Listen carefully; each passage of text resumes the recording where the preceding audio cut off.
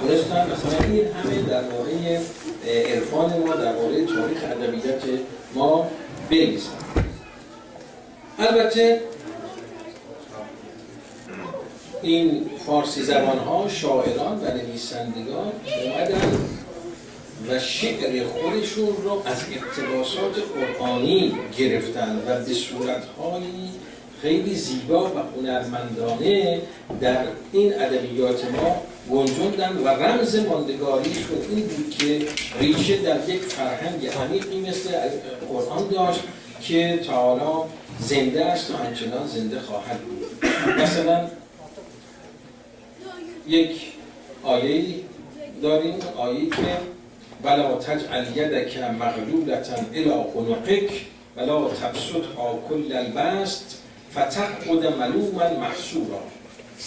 میگه دستات غل و زنجیر نکن، لا تجعل یدک مغلولة الی عنقک ولا تبسطها کل البسط، و زیادم با دست و گشاد دست نباش، زیرا در پیری، ایام پیری لازم هست که یک مقداری هم ذخیره داشته باشی، پسنداز داشته باشی. خب این نظامی اینو گرفته و به صورت زیبا در آورده که میگه بخور چیزی از مال و چیزی بده، برای دیگر روز چیزی بنه، مبادا که در دهر دیریستی، مصیبت بود پیری و نیستی. پس تجلیات قرآن، آن هم اون چیزهای برگزیده و شاخصی که میتونست در فرهنگ و زبان و ادبیات ما جا بگیره توسط این شاعران قرار دادن و انعکاس پیدا کرده در ادبیات ما.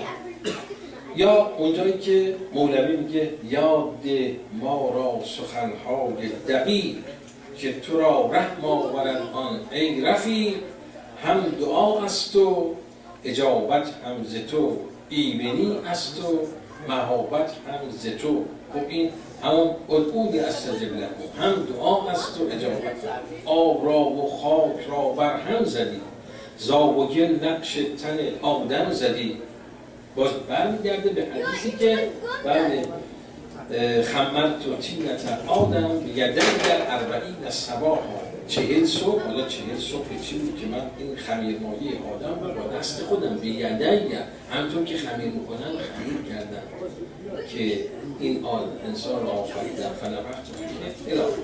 پس این ادبیات فارسی یک مشمول و در واقع گردآوری شده از اون معارف اسلامی است. اگر ما اینها رو بگیریم یک چیزهای فقط تشبیهات مجازی، نمیدونم اون چیزایی که مثلا ماندگار هم نیست برای ما بیشتر نمید. و اما اصطلاحات عرفانی یک چیزایی که در واقع کار رو بیشتر میکنه و رمزگونه میکنه، وجود اصطلاحات عرفانی است در ادبیات فارسی که بعضی ها خلاصه اون معنای ظاهریش رو میگیرن. مثلا اصطلاحاتی از موی، شراب، قلب، رخ، و اگر اینا ما بخوایم معنی ظاهریش رو بگیریم، اینکه خب نمیتونیم جزء این میشیم.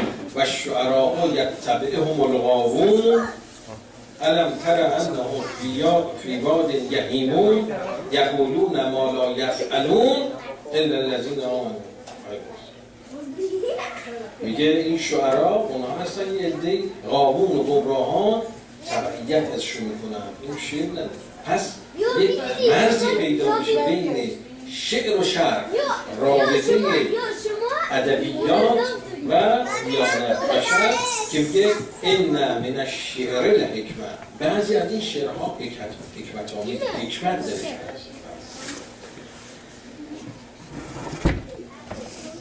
یک گلشن راز شبستری، این کتابیه که حتما دیدید و شنیدید و اینها، در واقع اصطلاحات عرفانی رو شرح می‌کنه. حالا میخوام یک مقدمه یک چیز بکنم چون میخوام وارد حافظ بشم که بعضیا تعبیرات بسیاری بدی کردن که یا با یک حافظ نمیدونم یک شخص یک لاقبای شرابخوار فلان باشه یا باید حافظ قرآن باشه و الی آخر. رخ اینجا مظهر حسن خدایی است. یا مثلا در همون شعر حضرت امام که من به خال لبت ای دوست گرفتار شدم. اونجا مفهوم داره لب. خب میشد بگیم من به خال رخت ای دوست گرفتار شدم. آخه در لب چی هست که در رخ نیست؟ که حالا اینا برمیگرده به همون نفخه الهی، چون با لب دمیده میشه و نفخت فیه من الهی، نفخه با لب شروع میشه.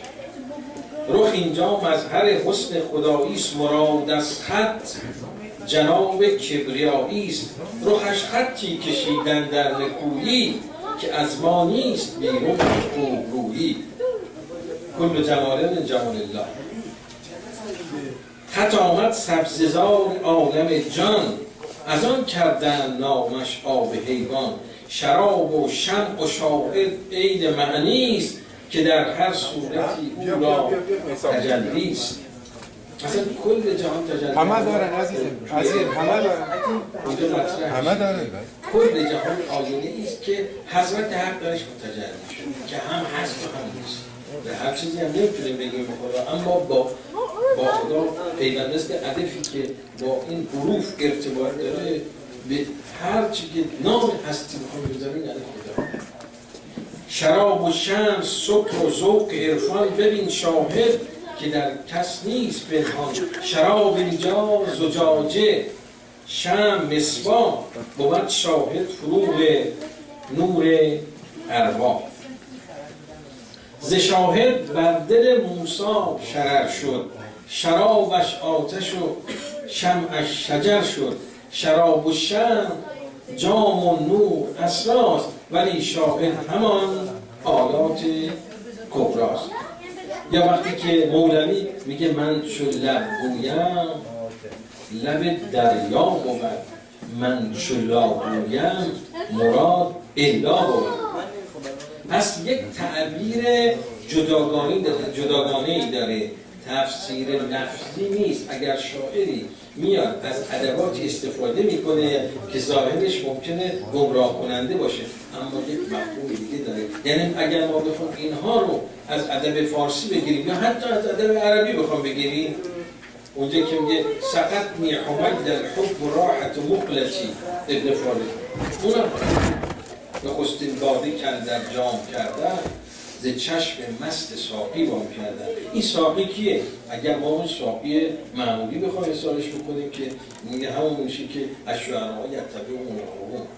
نخستین باده ای که تجلی پروردگار در جام انسان قرار گرفت، در ظرف انسان قرار گرفت، از چشم مستش بود و همون عشقی بود که این در جام ما ریخته شد و انسان عاشق شد.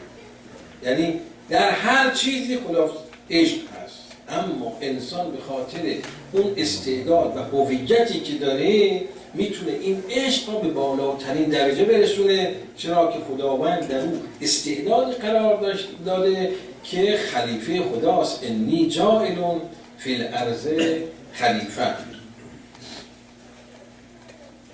خب مسئله خیال انگیز بودن اشعار حافظ اینه که شما برای هر کسی که بخونید اگر سواد هم نداشته باشه یک برداشتی میکنه، تفعلی میکنه، میگه لسان الغیب باز میکنه براشون بخونید. اگر کسی پیرزنی هم باشه سواد نداشته باشه، وقتی که میگه من یوسف گم گشته باز آید به کنعان برداشت. الحمدلله مجلس علمی و همه تحصیلات عالی استادان هستن، اینا خیلی عذر میخوام، ولی خب حالا مناسبت‌هایی پیدا میشه، یک فرصتی به ما دادند و اینا اگر خلاصه کم و زیاد میگم باید ببخشید. حافظ کسی است که قرآن رو در 14 روایت خودش میخونه و کشاف زمخشری رو که یکی از تفاسیر مهم قرآنی است خونده و خودش گفته که بله بخواه دفتر اشعار را به صحرا